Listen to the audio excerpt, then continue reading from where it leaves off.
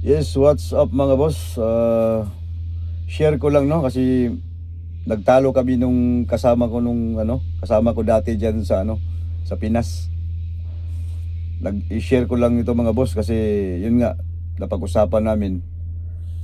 Pwede ba daw magbuga kahit umuulan?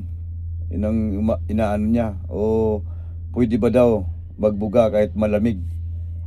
Ang sagot ko diyan kasi nagtalo kami diyan. Ang sabi ko sa kanya, pwede kang magbuga kahit umuulan basta hindi lang tatamaan yung sasakyan mo ng ulan. Tapos pwede ka ring magbuga kahit malamig. Ganito kasi yan, pinaliwanag ko sa kanya. Kasi nagtalo kasi kami. Sabi niya, hindi pwede kasi ganito daw, ganyan, hindi pwedeng magbuga pag umuulan, hindi pwedeng magbuga pag malamig. Ang sagot ko sa kanya, pwedeng magbuga kahit malamig, pwedeng magbuga kahit umuulan, kahit nagbagyo pa yan. Pwede.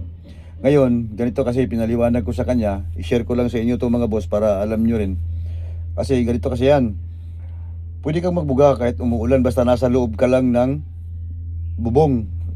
Basta silyado lang at saka siguradong walang tulo yung binubugahan mo. Tapos pwede ka naman gumamit ng heat gun.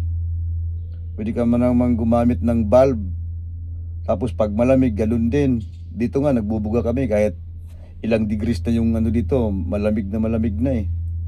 Pwede kang magbuga, kaso nga lang depende na sa diskarte mo yan kasi ang sabi kasi daw niya hindi daw kakapit yung depende namin kasi yan, dapat maayos yung pundasyon mo, maayos yung preparation mo.